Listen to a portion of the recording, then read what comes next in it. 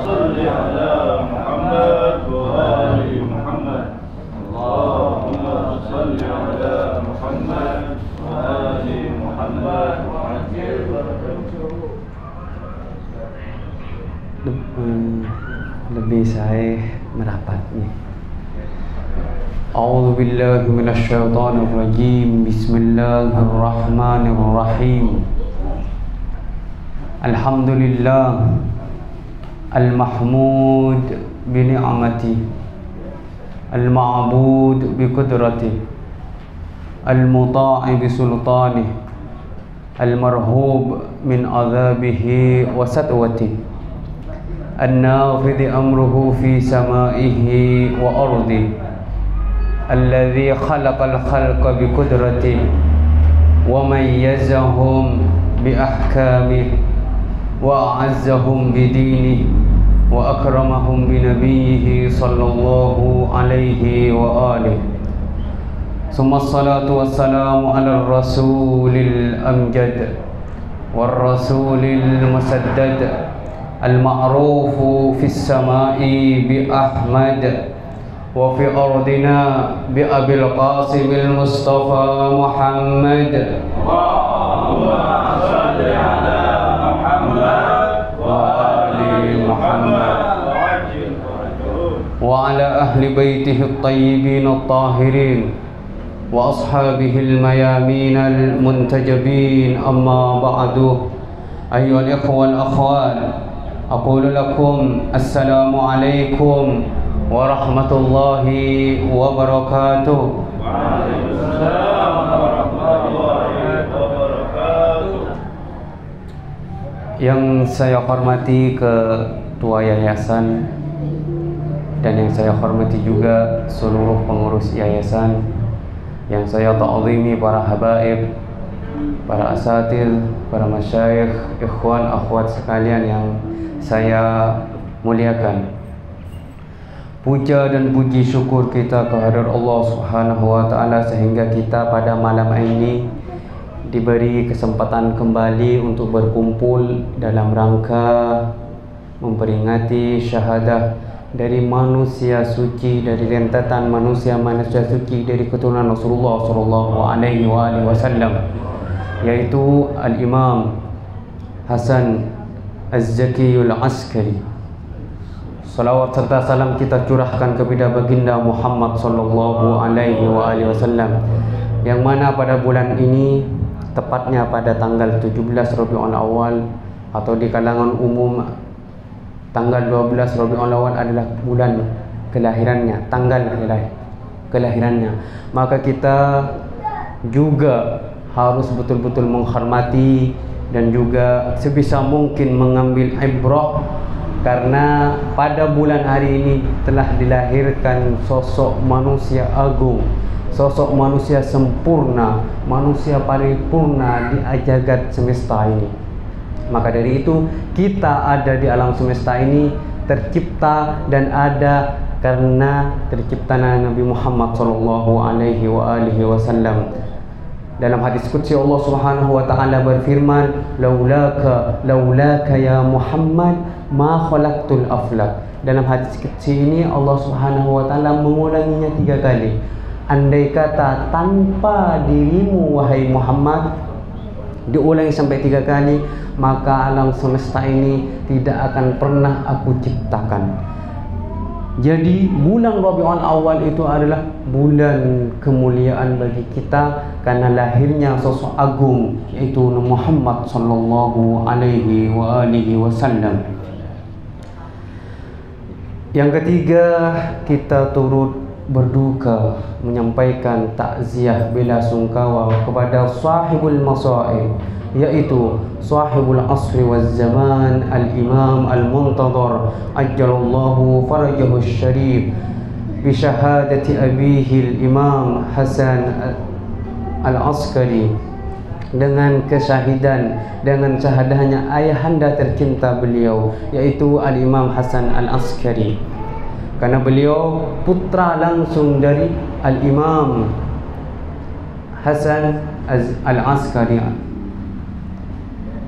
Dan juga kita sebelum kita membahas tentang Al-Imam Hasan Al-Askari, kita terlebih dahulu mengirimkan Al-Fatihah kepada ulama kita, guru-guru kita, terutama yang di Indonesia adalah Al-Habib Al-Ustadz Husain bin Abi Bakar Al-Habsyi.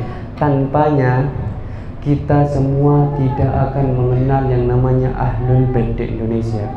Berkat perjuangan beliau, berkat kegigihan beliau, Al-Habib Al-Ustadz Husain bin Abi Bakar Al-Habsyi, kita dapat mengenal yang namanya Rasulullah sampai Al-Imam Muhammad Al-Muntadhar ajjallahu farajahu syarif.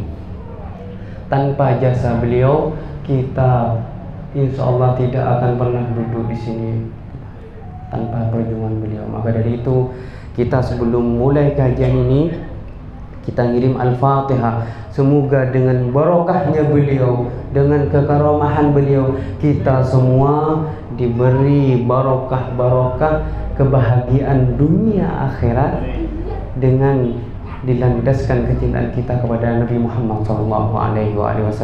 Marilah kita ala hadhihi niyyah wa kullu niyatin salihah, kita khususkan kepada guru kita Al-Habib Al-Ustadz Husain bin Abi Bakar Al-Habsyi. Begitu juga kepada seluruh guru-guru kita yang ada di Indonesia, semoga Allah Subhanahu wa taala menjaganya, supaya begitu juga para ulama kita yang ada di belahan dunia, semoga Allah Subhanahu wa taala menjaga mereka demi memberikan pelajaran pada kita semua. Ala hadhihi niyyah wa kullu niyatin salihah. Al-Fatihah wa qablaha as-salawat. Allahumma salli ala Muhammad wa ali Muhammad. Allahumma salli ala Muhammad wa ali Muhammad wa ajil farajahum.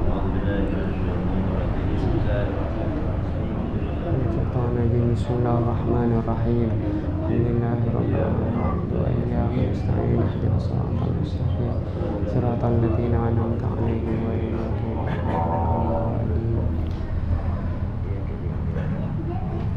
Sebelum saya membahas tentang Al-Imam Hasan Al-Askari yang ada hadisnya juga di sini, saya mohon maaf para habaib, antum semua yang para sadah, mohon maaf yang sebesar-besarnya. Saya dalam rangka bukan ingin menasihati antum semua, kita di sini sama-sama belajar gitu. Al-Imam Hasan Al-Askari sering disebut namanya, cuman kadang jarang untuk dikaji, betul tidak? Yang kadang kita lebih dikaji itu tentang Al-Imam Al-Husain, Zainab, Al-Imam Hasan Al-Mujtaba, Rasulullah, wabil khusus tentang Rasulullah, Al-Imam Ali Sayyidah Fatimah Az-Zahra. Al-Imam Hasan Al-Askari kurang begitu disebut atau kurang begitu boleh. Namun saya perhatikan tahun demi tahun juga kadang dikaji dan disebut. Al-Askari, kenapa beliau disebut dengan Al-Askari? Beliau dilahirkan di kota Madinah Al-Munawwarah pada tahun 332 Hijriah. Syahadahnya bertepatan tanggal 360 Hijriah yang ada di kota Samarra, Irak pada malam ini atau hari ini, dan beliau dilahirkan. Lalu pindah beliau bersama ayahanda Al-Imam Ali Al-Hadi ke Samarra. Kenapa beliau pindah? Lahir di kota Mekah lalu pindah ke Samarra. Kenapa beliau pindah? Ada apa pada saat itu? Beliau pindah dari Madinah bersama ayahanda ke kota Samarra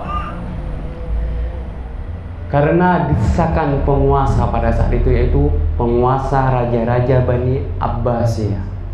Beliau dipindah dari Madinah ke Samarra dalam rangka untuk mengisolasi beliau, memata-matain beliau, mengurangi gerak-gerik beliau dalam menyebutkan keutamaan-keutamaan Ahlul Bait alaihi salatu wassalam. Karena pada saat itu, dari masa Imam Ja'far As-Shadiq, ilmu tentang Ahlul Bait begitu tersebar luas. Kan Imam Ja'far As-Shadiq mengajarkan dan menelarkan ulama-ulama bahkan dari kalangan Ahlus Sunnah wal Jamaah. Pada saat itu ilmu tentang Ahlul Bait tersebar luas. Pada zamannya Imam Ja'far As-Shadiq, lalu Imam Musa Al-Kadhim, Imam Ali Ar-Ridha, sampai Imam Ali Ar-Ridha itu di Khurasan, di Iran sana pada saat itu berdepan dengan seluruh pemuka agama. Diundang oleh Ma'mun di suatu tempat, di tempat pertemuan, dan seluruh pemuka agama yang paling pintar dikumpulkan oleh Harun Ar-Rasyid dalam rangka dengan niatan ingin mengalahkan Al-Imam Ali Ar-Ridha. Tapi apa yang terjadi? Ketika Imam Ali Ar-Ridha bermujadalah atau diskusi dengan pemuka agama contoh Kristen, maka Al-Imam Ali Ar-Ridha langsung membawakan tentang ilmu kristologi. Begitu juga dengan Yahudi, Hindu, dan lain sebagainya. Dan seluruh pemuka agama pada saat itu tertunduk malu atas keilmuan Imam Ali Ar-Ridha. Saking pesatnya tentang ilmu Ahlul Bait. Begitu juga selanjutnya Al-Imam Muhammad Al-Jawad sampai Al-Imam Ali Al-Hadi. Puncaknya, dan Al-Imam Hasan Al-Askari. Para pemimpin dari Bani Abbasiyah ingin membungkam itu semua. Maka dari itu gerak-gerik Al-Imam Hasan Al-Askari dipantau. Kenapa disebut Al-Askari? Karena tempat di Samarwa itu adalah tempat perkumpulan base camp militer. Base camp militer dari kaum Mongolia, kaum Rum, dan begitu juga kaum base camp penguasa Abbasiyah bercampur di situ menjadi satu. Dan Imam Ali Al-Hadi dan Imam Hasan Al-Askari ditaruh di situ, dimata-matai. Itulah Imam Hasan Al-Askari kenapa pindah dari Madinah ke Samarra.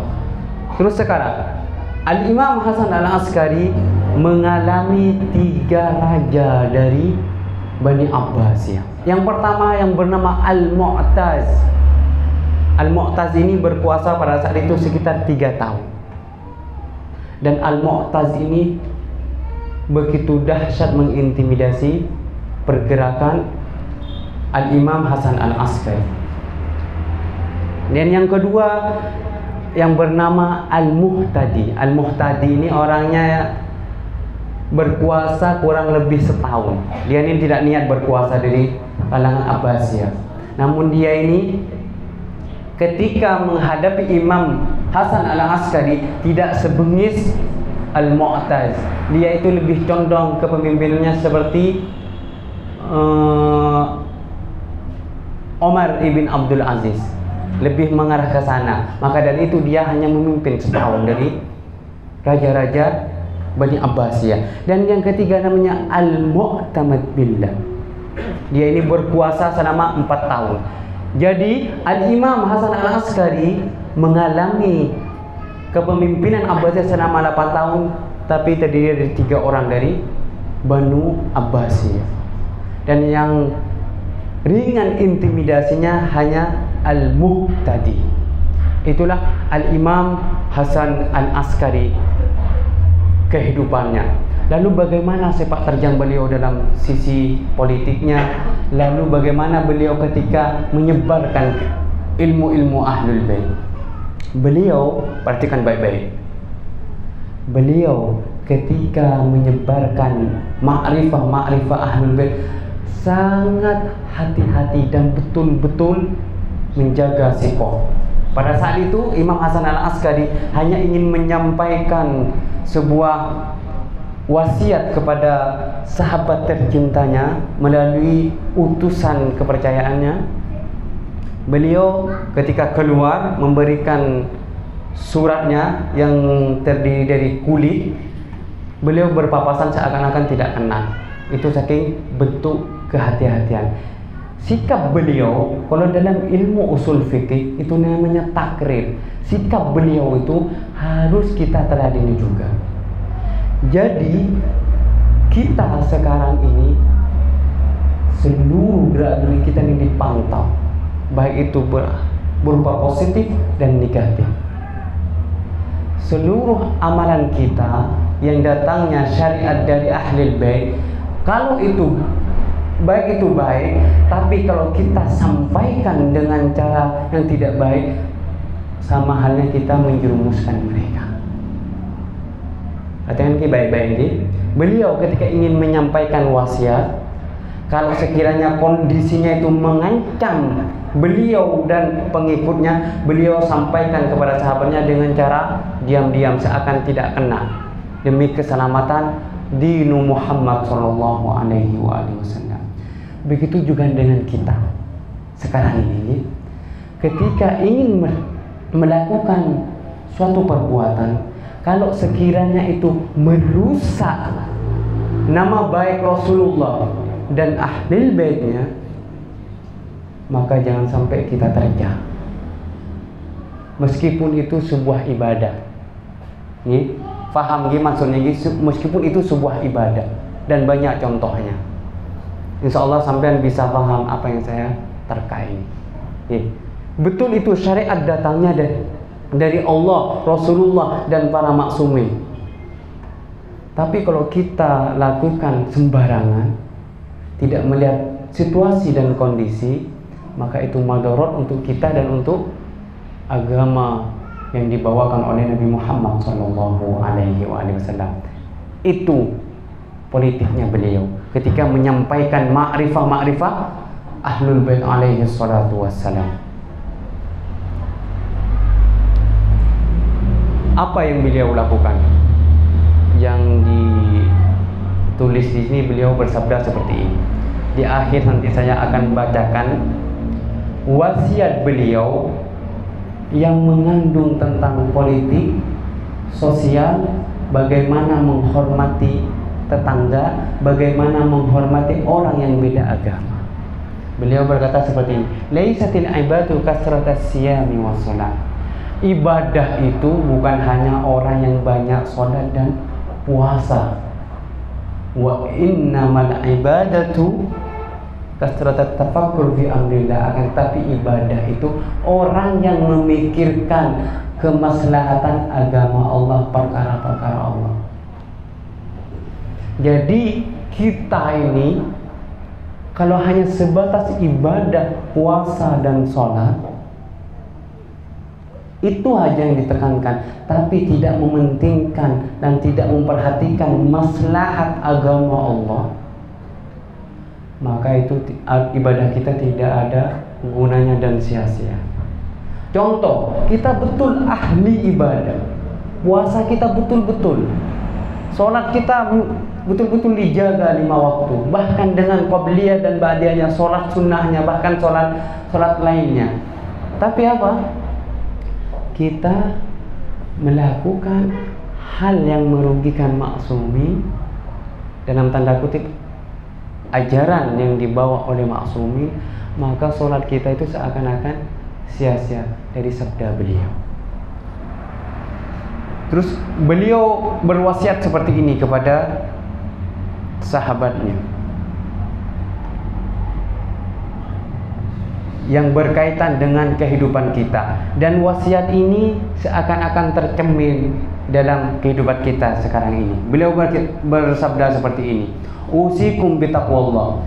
Saya wasiat kepada kalian wahai pecintaku supaya takwa kepada Allah Subhanahu wa taala. Takwa insyaallah saya dan juga panjenengan ini sudah mendengar begitu lengket dari penjelasan para asatid.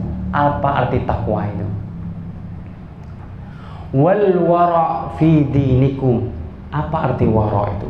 Arti wara itu mawas diri. Wal wara fi dinikum, maksudnya kalian harus hati-hati, mawas diri. Fi dinikum, apa agama kita? Islam. Apa mazhab kita? Ahlul bait. Harus betul hati-hati, sebab kita serong kanan dikit bahaya terhadap mazhab kita, serong dikit ke kiri akan berbahaya pada mazhab. Wal wara fi dinikum, betul hati-hati dan harus betul-betul waspada terhadap agama kan. Wal ijtihad, dan harus sungguh-sungguh menuju Allah Subhanahu wa taala. Kata beliau, wasidqul hadis, dan harus jujur dan harus ngomong apa adanya ketika ngomong antar sesama.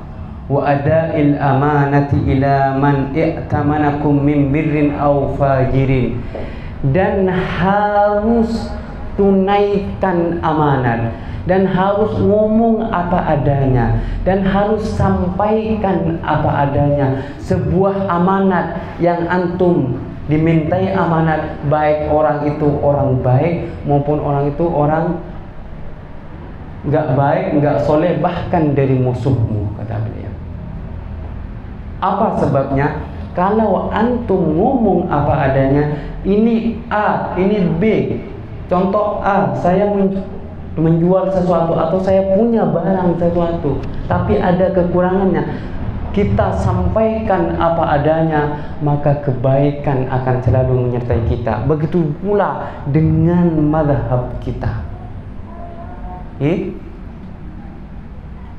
Wasidqul hadis wa ada'ul amanah, beliau sampaikan. Wa tulis sujud, dan kita tidak hanya selain urusan ibadah dan lain sebagainya, kita diperintahkan wa tulis sujud, dan perbanyak sujud. Artinya apa? Kita harus banyak merendahkan diri di hadapan Allah Subhanahu wa taala. Artinya apa? Membuang ananiyah, keakuannya.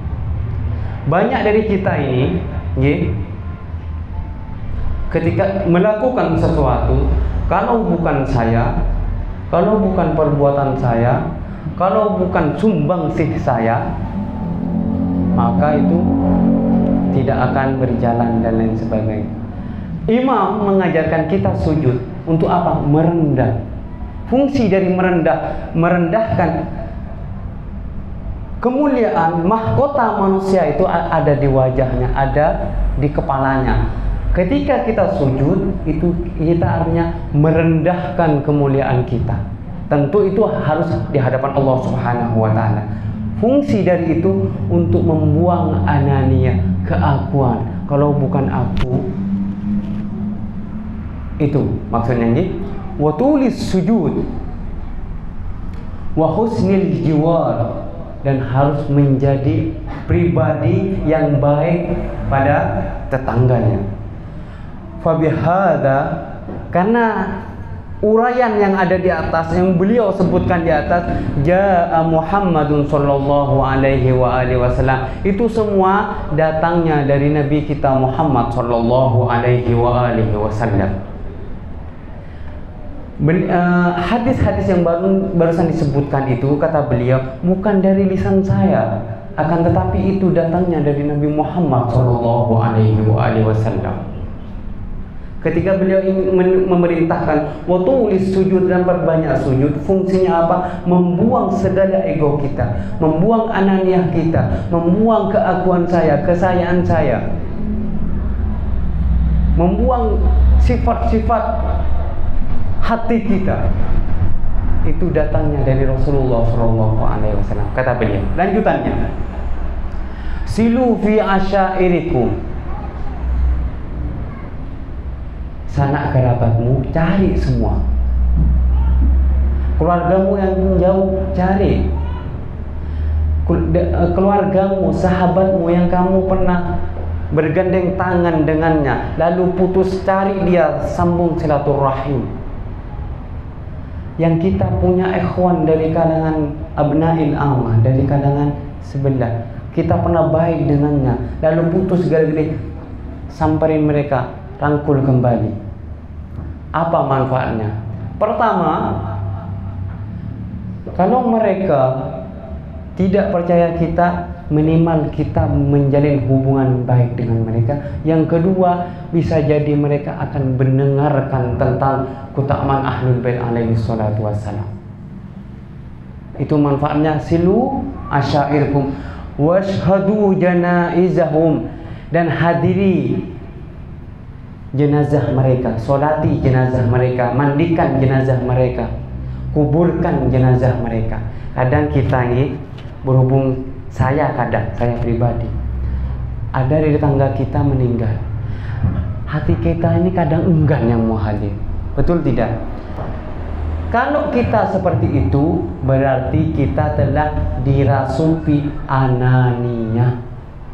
Merasa kita ini, saya ini Syiah, saya ini pecinta Ahlul Bait, dan martabat saya lebih mulia daripada mereka. Dan itu anania menyelubungi hati kita, dan itu harus dibuang jauh-jauh. Hadiri mereka. Apa dalam Al-Quran? Innal hasanati yudhibnas sayyi'at.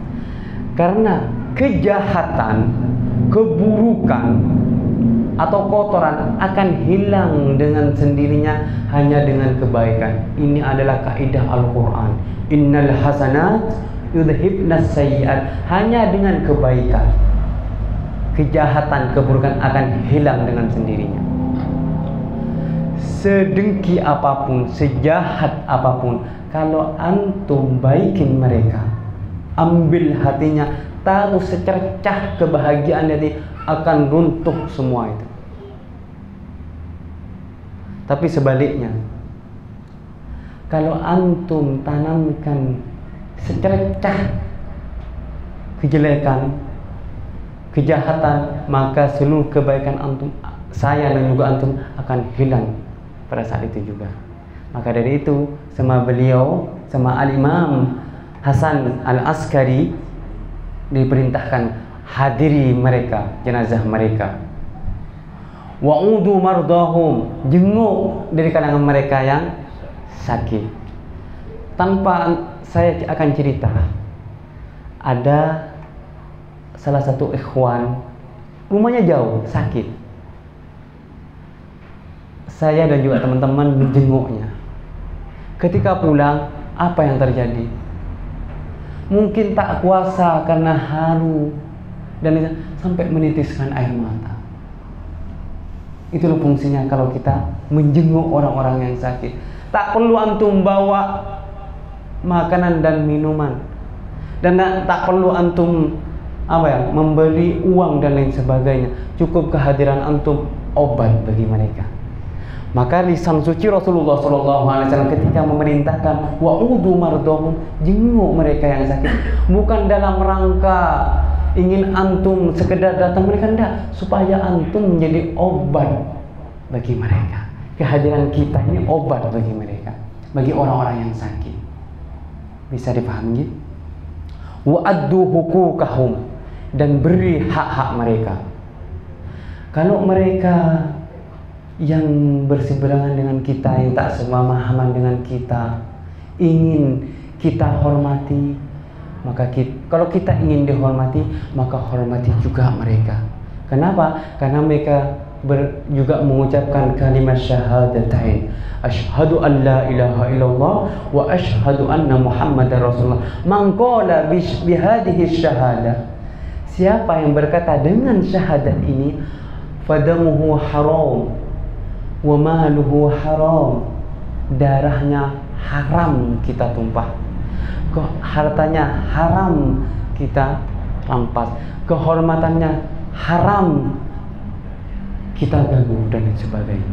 Wa man qala bi syahadatin, cukup dengan yang berkata asyhadu an la ilaha illallah wa asyhadu anna muhammadar rasulullah.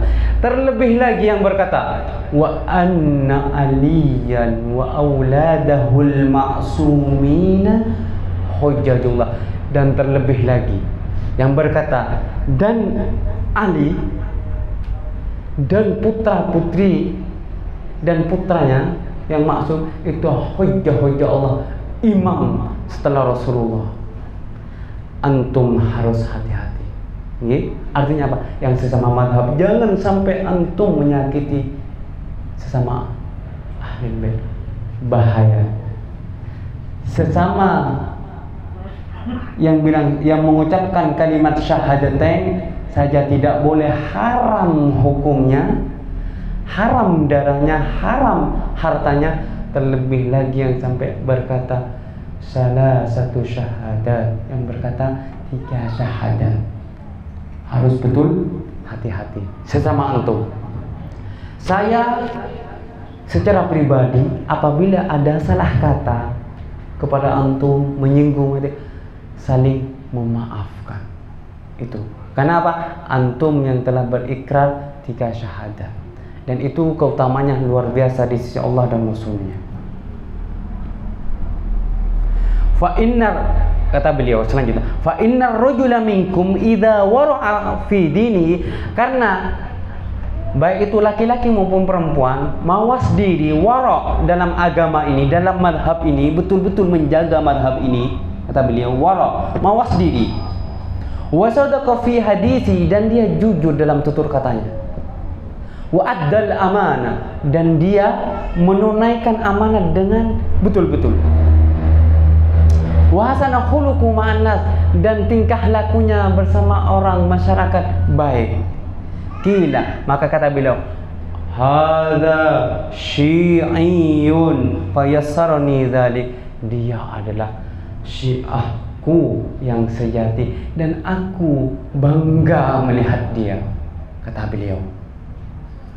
Ini predikat dan ini adalah penghargaan terbaik dari Al-Imam Hasan Al-Askari. Apabila kita melakukan yang saya bacakan tadi di atas, kata beliau, hadza syi'iyun, dia ini adalah seorang syiah yang sebenarnya, seorang pecinta yang sebenarnya.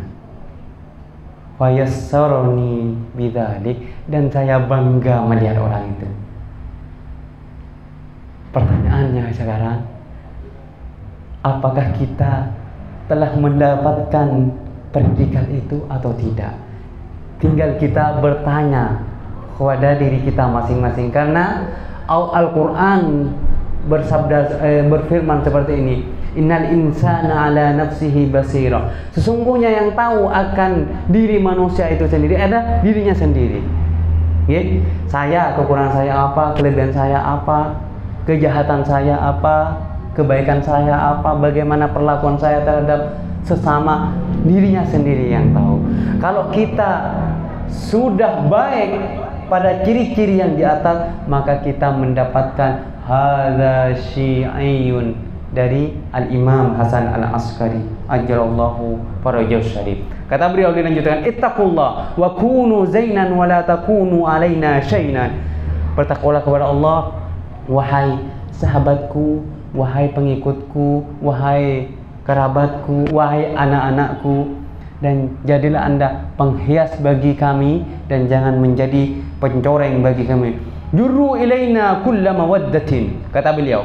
Ini perintah, ini fi'il amar. Kalau fi'il amar itu menunjukkan perintah. Insyaallah yang sudah mondok atau yang pernah belajar kaidah, setiap fi'il amar itu menunjukkan pada perintah. Jurru ilaina kulla mawaddatin, wahai pecintaku, kalian saya beri tugas. Tugas kalian adalah bagaimana Anda menarik orang-orang untuk cinta kepada saya, kata beliau. Jurru ilaina kulla mawaddatin, tariklah cinta orang-orang itu kepada kami. Saya dan juga antum ini diberi tugas bagaimana cara kita ini menyuruh orang untuk mencintai Rasulullah dan ahlul baitnya, kata beliau. Wadfa'u anna kulla qabihin fa innahu ma qila fina min husnina fa nahnu ahlun lahu. Dan tolaklah seluruh keburukan yang disampaikan oleh mereka kepada kami. Tolak itu semua. Kalau ada orang yang berkata keburukan tentang kami ahlul bait, tolak itu dengan apa? Dengan lisan kalian, dengan perbuatan kalian, kata beliau. Karena seluruh kebaikan itu yang dikatakan oleh mereka, karena memang itulah akhlak kami dan itulah perbuatan kami. Dan apabila ada orang yang berkata keburukan tentang kami, kami tidak pernah melakukan itu. Karena wa ma yantiqu 'anil hawa in huwa illa wahyun yuha.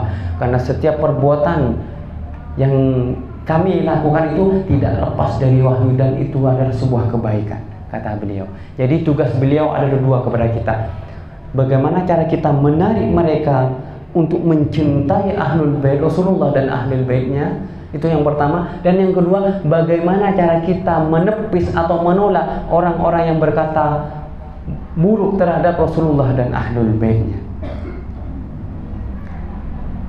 Beliau melanjutkan seperti ini. Lana haqqun fi kitabillah. Saya ini, Rasulullah dan ahli baitnya, terutama yang ahli kisah, memiliki hak dalam Al-Qur'anul Karim. Wa qarabatin min Rasulillah wa tathhirun min Allah. Apa hak itu? Sebuah kesucian yang datangnya dari Allah Subhanahu wa taala. La yadda'ihi ahadun ghairuna illa kadzdzab. Predikat suci itu yang Allah sampaikan dalam ayat tathhir, innama yuridullah liyudhhiba ankumur rijsa ahlal bait wa yutahhirakum tathhira. Saya sucikan kalian wahai ahlul bait suci-sucinya, baik itu kotoran zahir maupun batin. Dan predikat ini tidak akan pernah orang mengklaimnya, karena begitu gamblangnya, kecuali orang itu kadzab. Kalau orang itu mengklaim saya ahlul bait, saya keturunan Rasulullah dan saya suci, orang itu pembohong. Nyong sewu nggih, walaupun orang itu dari kalangan habaib, tapi kalau bukan termasuk dari yang 12 itu atau yang 5 itu ashabul kisah itu, dan dia mengaku telah dijamin oleh Allah dalam ayat itu, maka dia kadzab, kata Imam Hasan Al-Askari. Nyon saya bukan maksud ingin anukan Habib. Jadi ayat itu adalah hanya khusus mereka yang ashabul kisah dan yang sampai Al-Imam Mahdi, kata beliau. Dan saya memiliki predikat itu dan saya dijamin kesuciannya. Dan barang siapa ada orang menggembar-gemborkan mengaku saya suci, saya dari keturunan Nabi, orang itu adalah kadzab, karena mereka tidak termasuk dalam predikat ini, kata beliau. La yadda'ihi ahadun ghairuna illa kadzab. Jangan sampai ada orang yang mengaku-ngaku, kalau tidak mau dicap kadzab, pembohong. Aktsaru dzikrullah, perbanyaklah kalian mengingat Allah Subhanahu wa taala, wa dzikral mauti, dan mengingat kematian. Kata beliau, wa tilawatal Qur'an, dan membaca Al-Qur'anul Karim. Maka dari itu ada surat edaran dari DPW ABG, betul? Salah satunya harus hafal nama maksumin dari Rasulullah sampai Al-Imam Mahdi. Jangan sampai di antara kita ini jangan sampai ada yang tidak hafal. Jangan sampai. Dan di antaranya adalah membaca Al-Qur'an yang baik. Tolak ukur baik itu apa? Tolak ukur baik itu membaca dengan tajwid, wa tahsini sautikum, dan membaca dengan irama, dengan tartil. Itu yang dimaksud. Jadi kita sekarang kalau baca masih belepotan, mohon maaf nggih, bukan maksud masih kurang, maksudnya mandek-mandek, perlu diperbaiki. Karena itu permintaan dari atasan kita, yaitu organisasi kita itu Ahlul Bait Indonesia. Dan memang seyoganya kalau kita ini pecinta Ahlul Bait, dan Ahlul Bait itu memang Al-Qur'anun Natiq, penerjemah dan pembaca Al-Qur'an, pemberi maksud daripada Al-Qur'an, kita sebagai pecintanya jangan sampai bacaan Al-Qur'annya kurang baik. Makanya wa aktsiru tilawatal Qur'an, kata Imam Hasan Al-Asy'ari.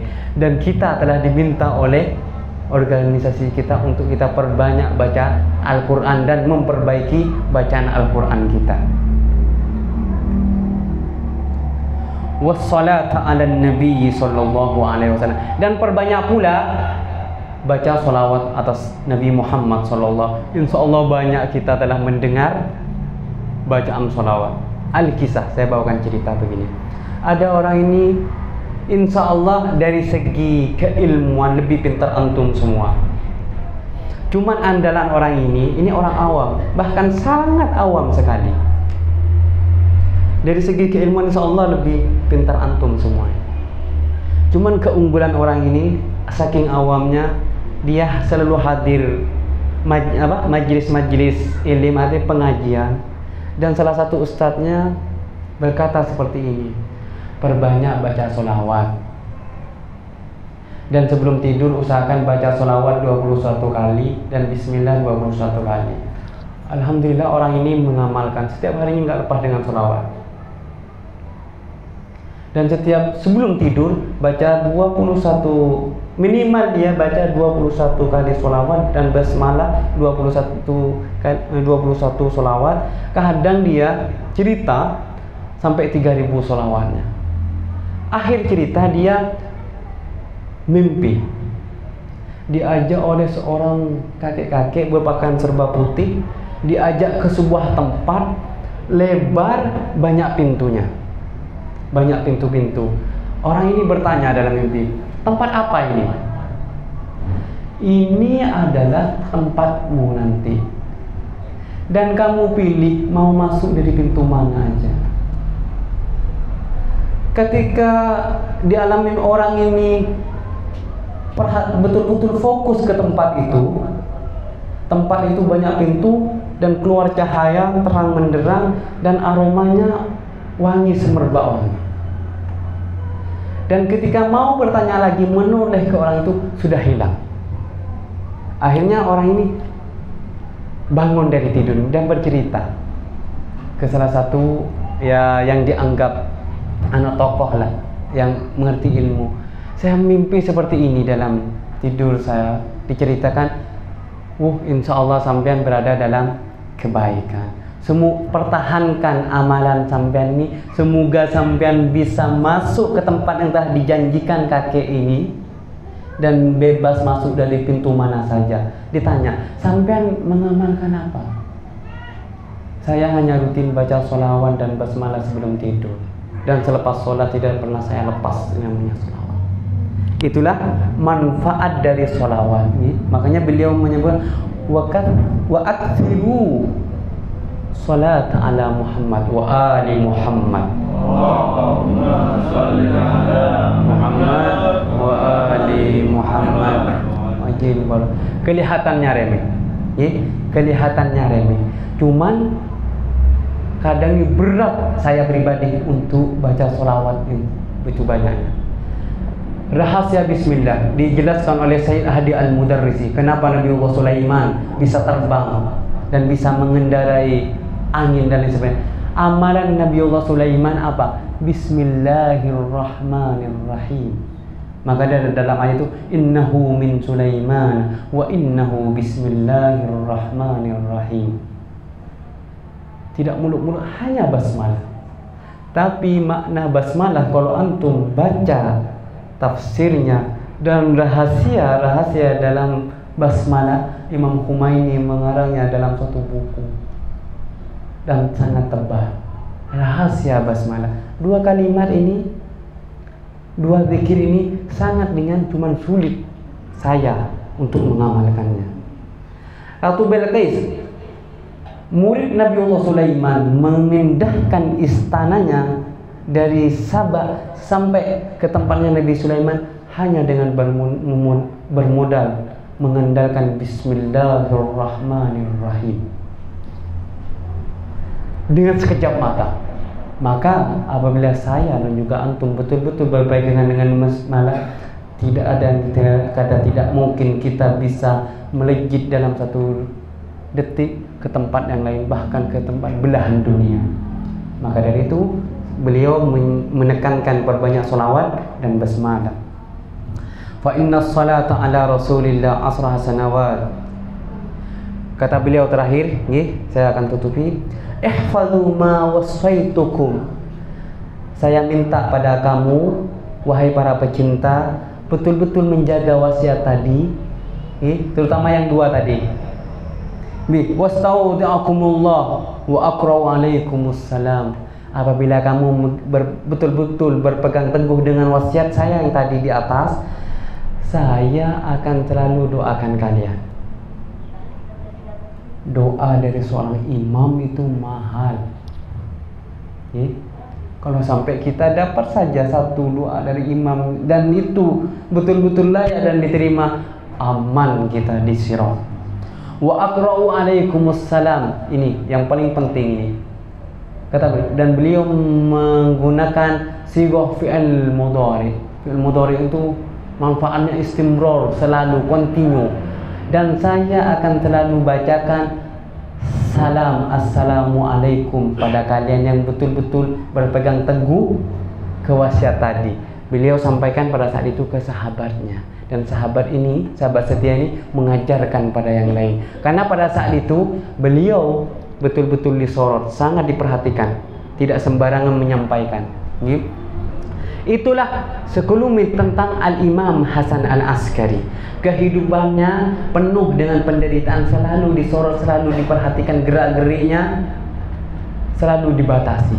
Namun dengan bijaknya beliau, politiknya yang senyap, namun menyampaikan makrifah ilahiyah dan makrifah Muhammadiyah selalu, hingga akhirnya makrifah tersebut sampai pada kita yang disampaikan oleh guru kita, Habib kita Al-Habib Muslim bin Abi Bakar Al-Habsyi, dan kita alhamdulillah dapat mengenal satu demi satu terus sedetailnya sampai pada saat ini.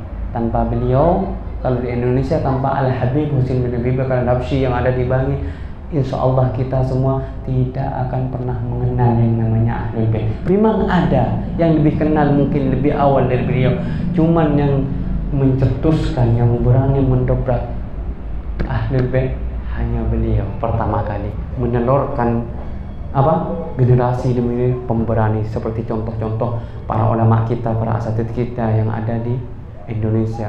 Salah satunya mungkin tidak asing lagi bagi antum, siapa? Ustaz Labib, Ustaz Abdillah Ba'amud, Ustaz Zahir yang sekarang jadian. Beliau luar biasa, dan itu Ustaz Zahir adalah salah satu kesayangan beliau. Dua murid beliau yang paling pintar, saya diberitahu Ustaz saya namanya Al-Habib Al-Ustaz Muhammad bin Ali As-Segaf Bangit. Saya dekat dengan beliau, sangat dekat. Beliau menceritakan pada saya ini, muridnya Ustaz Husin yang pintar itu ada dua. Beliau berkata, pertama adalah Zahir Yahya, yang kedua adalah Ali Umar Al-Habsyi, kata beliau. Dan alhamdulillah dua orang ini menjadi orang besar. Berkatnya siapa? Berkat didikan beliau almarhum Ustaz Husin bin Abi Bakar Al-Habsyi. Semoga saya dan juga antum ini mendapatkan berkahnya, meskipun ada setuil ilmu yang kita dapatkan. Saya sedikitnya ilmu yang saya dapatkan sekarang begini menjadi barokah. Dengan barokahnya ilmu itu yang mengantarkan kita ke surganya kelak. Dan ilmu barokah itu yang sehingga kita layak mendapatkan syafaat Nabi Muhammad SAW. Percuma kita banyak ilmu, kitab kita menumpuk, ilmu kita banyak, karangan kita banyak, namun tidak barokah, hingga akhirnya menjadi salah satu murid Imam Zaman yang tidak diangkat menjadi wakil, lalu dia menjadi kafir, kufur atas keimamah Imam Zaman, dan dia keluar dari dinu Muhammad sallallahu alaihi wasallam. Semoga Allah Subhanahu wa taala terus menjadikan kita orang-orang yang minal mutamassikin bi wilayati amiril mu'minin wa awladihil akram wal athhar, dan semoga selalu kita diberi kesehatan dan selalu berjalan di khat Rasulullah, di rel Rasulullah, di jalan Rasulullah dan ahlul baitnya, dan semoga kita tidak malas-malasan lagi untuk menyongsong menjadi prajurit Imam Zaman ajjalallahu farajahu syarif. Kita bertanya pada diri kita, layakkah kita menjadi prajurit beliau kalau kita masih belum malas-malasan dan lain sebagainya. Dan semoga kita betul-betul diakui nanti menjadi pengikut beliau. Ilahi Allahumma amin. Hadza minni, saya mohon maaf apabila ada salah kata, terus salah kaprah saya ucapkan. Saya mohon maaf yang sebesar-besarnya. Antum akhi, antum semuanya adalah saudara saya. Pertama, saudara dalam kemanusiaan. Yang kedua, saudara dalam Islam. Yang paling penting adalah saudara dalam mazhab Ahlul Bait alaihi salatu wassalam. Apabila ada salah kata satu sama lain, harus saling memaafkan. Tapi kalau sudah bermaaf-maafan, jangan sampai diulangi lagi. Punya salah, minta maaf, dia ulangi lagi, itu namanya minta dikeprok. Assalamualaikum warahmatullahi wabarakatuh.